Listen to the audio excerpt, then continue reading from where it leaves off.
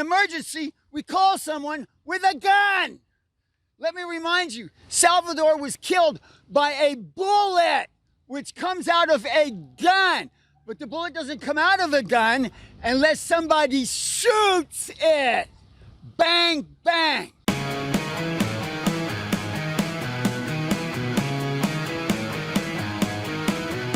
All right, I'm out here in Houston, Texas, in the front of the stadium that's holding the NRA convention. And this right here is Barrett.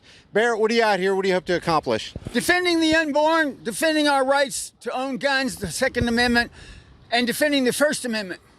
Okay, now the liberals on this side, so you get the conservatives on this side, you get the liberals on this side. They don't want people to have guns. They think that they need to craft gun law and gun legislation, anti-gun legislation. What do you think about that?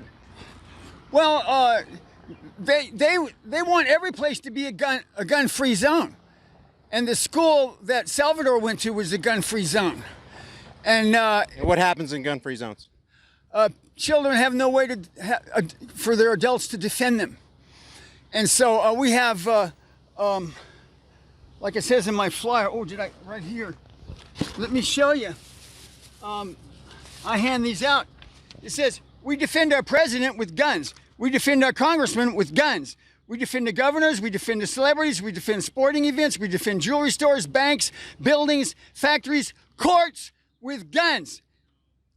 We defend our children with a sign that says, this is a gun-free zone. Which is basically a welcome mat for criminals. Yeah, and then in an emergency, we call someone with a gun. Let me remind you, Salvador was killed by a bullet, which comes out of a gun. But the bullet doesn't come out of a gun unless somebody shoots it. Bang, bang. All right, but let me push back, okay? Let me push back. AR-15s are black, scary, and they're assault-style military rifles. What do you have to say about that? Well, I'm not concerned about the size of the guns and how many shots it can fire. I understand that's an issue, but I only own a 5-shot 38. That's the only thing I care about keeping.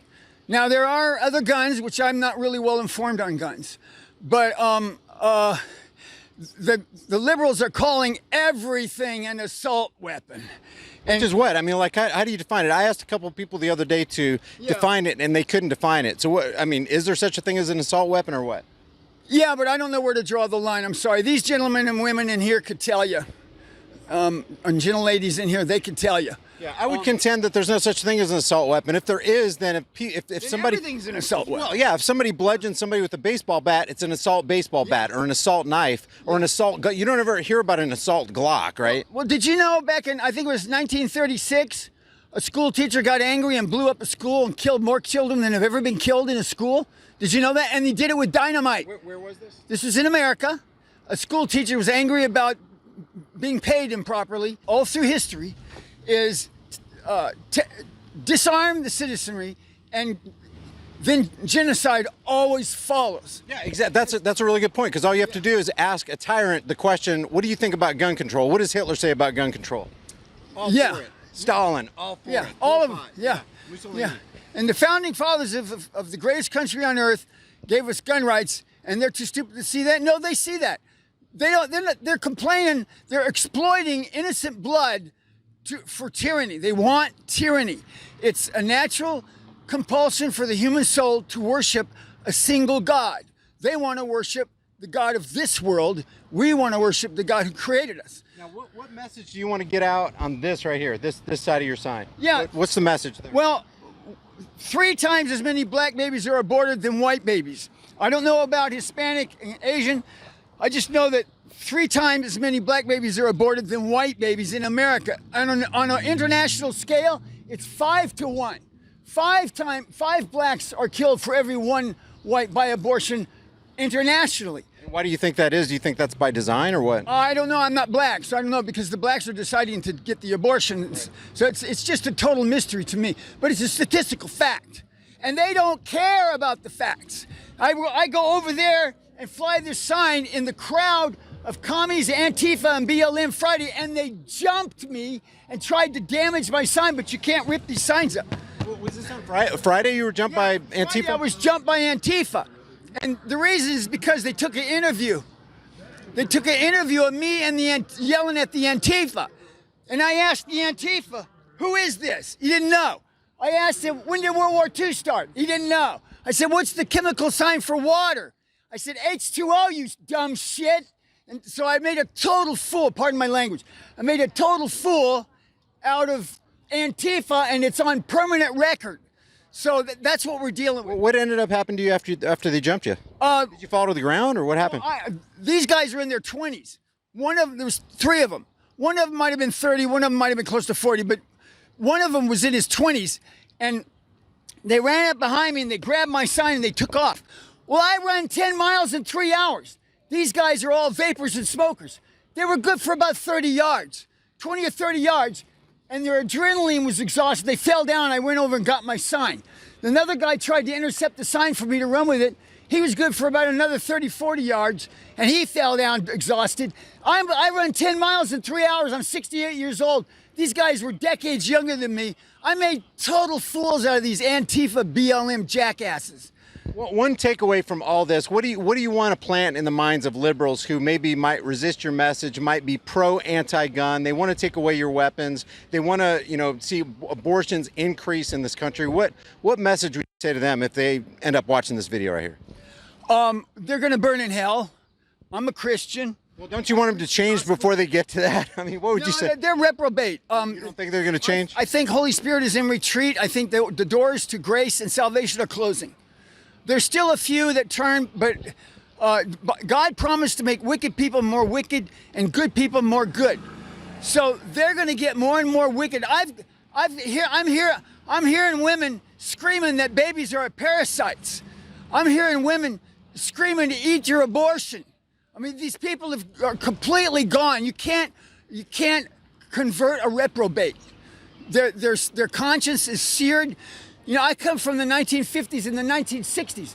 When a woman got pregnant out of wedlock then, she went to an unwed mother's home and nobody in the neighborhood knew what happened. She'd come back a little while later and say, oh, I went to visit my grandmother. They were ashamed. There's no shame anymore. Their conscience is seared.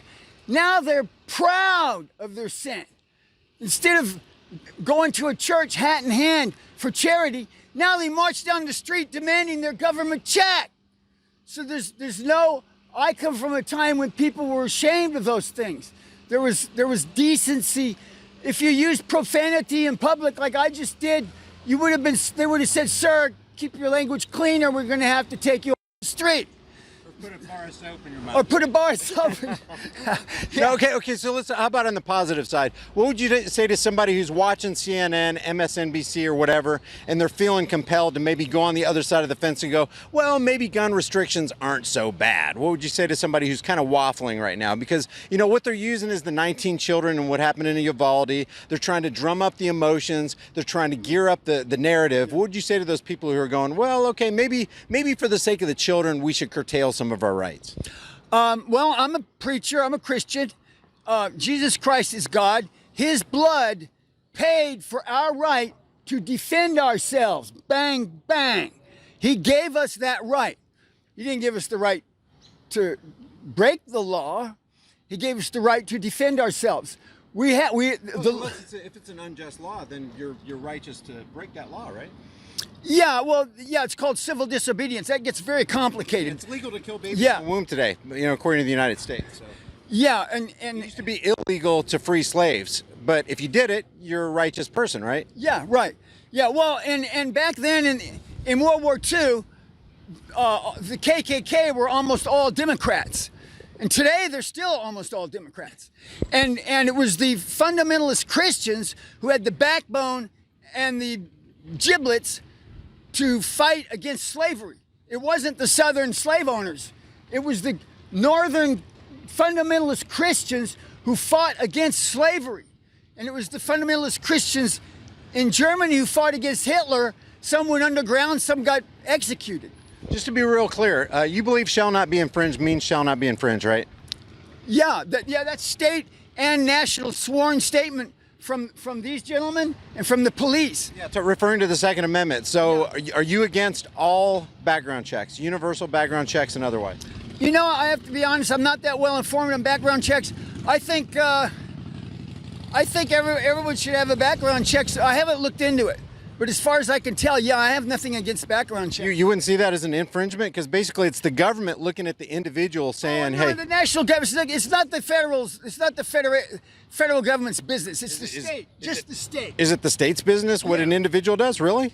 You think does states' rights, the state? Well, okay, now, if you own 25 guns and you've got 5 kids under 10, you're not going to keep those kids completely away from those guns. They're going to see them, you're going to show them to them, you're going to keep them safe and unloaded. So what the liberals want to do is make it a felony to have those guns on your property, and they want to do a background check, and if you voted wrong, you don't get a gun. That's what they want to do now.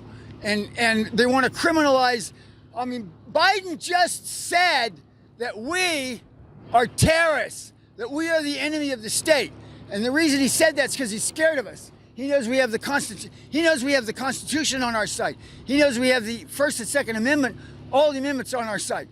So I would push back against you on this. It says a well-regulated militia being necessary to the security of a free state, the right of the people to keep and bear arms shall not be infringed. Yeah. If there's a background check, that puts a barrier between you and your right to reach out and get a firearm. So I probably shouldn't say anything. I'm not informed on that well enough. I personally call background checks infringement checks because it's truly an infringement. You know what I mean? I think a free man does not need to ask for permission from anybody to act free and live free.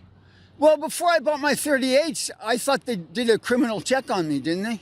Well, probably, but that's not a background. Yeah, but I think that's completely, it's lawless. It's immoral. No man is above you. Yeah. Life and property than you. So if that's the case, then nobody can say, hey, I don't want to give Barrett the permission to have a firearm. You don't need permission from another man. You don't need a guy to go, hey, can you look into my background and make sure I didn't commit an indiscretion when I was 17 or 18? Because if you did do something wrong when you were 17 or 18, they're going to go, and like in the state of New York or California, they won't let you have a gun if you did something wrong when you were 18.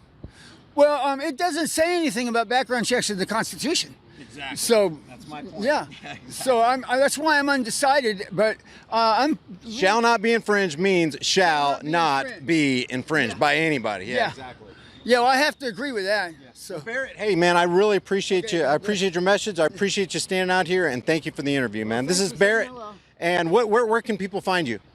Are you on the internet? Yes. Okay, what's the BarrettHaynes1@gmail.com. BarrettHaynes1@gmail.com. Haynes is with a Y, and Barrett is Barrett. So if people want to reach out to you, support you, or whatever, that's how they get a hold of you. Yeah. Well, I don't need any support financial, but if you want to join me in protests, because I'm getting more and more people to join me. Friday and today, I am the only counter-protester out here against abortion. The only one. And I'm in Houston, Texas. Holy Christ. Where are you coming from? Where do you live? Houston. Oh, okay. You live here. Yeah. Okay. I'm the only Christian protesting these baby cannibals in Houston. That's almost unbelievable. Let me say a word for Katie Christian Magazine. Go, Katie Christian Magazine. If you're tired of fake news, get Katie Christian Magazine. God bless our police. I back the blue. I back the blue. I back the blue. God bless. Back the blue till tyranny happens to you. Yeah. Right? Back the blue. Okay, God bless you. God bless you. Hey, about the back the blue thing real quick. The police are committing some major atrocities, taking away individual rights. I was over there giving interviews the other day, and my First Amendment rights to freedom of press were trampled like crazy. That's from the blue guys. That's from Houston Police Department. Up there, that was the same place I was jumped by Antifa. Yeah. And it's what the police do is the crowd of baby cannibals gets bigger and bigger. And so then they move us. They don't tell them, no, you can't come here. This is counter-protesters. They move us. Here's the problem. I don't. You know why I don't back the blue? Because the men in blue, the thin blue line, are going to be the ones knocking at your door, initiating those red flag laws. You know what I mean? They break their oath if they do that. See, I'm putting people together. We're gonna start movements to stop that. Do you know any law enforcement officer that doesn't break their oath? No, in fact, every time I talk to one and I say, when they come to get our guns, you're going to stand down, right? You're going to stand down. Not one officer has ever said yes. They either say no or they don't answer me. Every one of them. That's straight up. How can you still back the blue then? Well, right now we don't have any choice. We have to back them because those are the tyrants. If we're going to turn them for us, this is how we do it. How can you back tyranny though? That's just like they might as well be liberal because they're basically there to trample your rights. Well, I have had second thoughts about it because I cannot back the blue, not in good conscience. Cannot. Yeah, well, a lot of officers are good people. The first, well, maybe they're good people sometimes, but there were good things I'm sure the SS soldiers did in Hitler's Germany. I'm sure they were good to their kids. I'm sure they pet their dogs and all that kind of stuff. But as soon as the Reichstag fire decree happened, they took gun rights away from everybody. It didn't have to be Jews. It was Germans and everybody. Everybody but the government had guns. With you. Right now, it looks like all the cops are going to turn. And it looks like they already have. They don't need any more prompting. See, the bad part is the politician writes the law, and a law is the opinions of politicians backed by the threat of force, and that force comes from the police, from a badge, and the military, and these guys. That's why I go over and tell them I support them to keep them on our. If there's any of them on our side, I go over and say thank you for serving to keep them on our side. I think they need to be shamed. I don't think they need to be backed. That's just my opinion. This does kind of shame them. No, it actually glorifies them. Back in the blue is actually saying, "Hey, I support you guys." You know what I mean? I understand your point, and I'm having second thoughts about it. But the first red flag law was in, if I'm not mistaken, it was in Massachusetts. The guy did absolutely nothing wrong. Somebody called in and said, "Oh, I think he's a danger to himself and his community." The Massachusetts police came in and killed the guy. That's right. That's why I say back the blue till it happens to you, till you become the victim of tyranny. Well, let me say one more thing that you might not have gone on because your camera went off.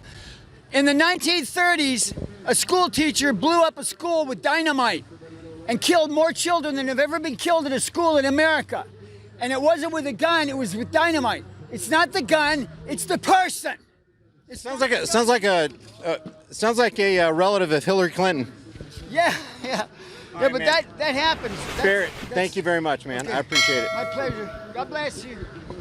If you haven't done so already, subscribe to this channel, hit the bell notification icon, give it a thumbs up, share it with everybody you know, and don't forget to subscribe to my private email list through my website, highimpactflix.com. If you want to support the channel, one of the best things you can do is like and share this video with everybody you know, everywhere you can on social media. If you want to support further, the Patreon, Bitcoin, and Subscribestar links are in the description in the pinned comment. And if you want to support further, you can grab a hard-hitting, conversation-starting shirt from the shirt store. I'll see you guys in the next heavily censored shadow ban video.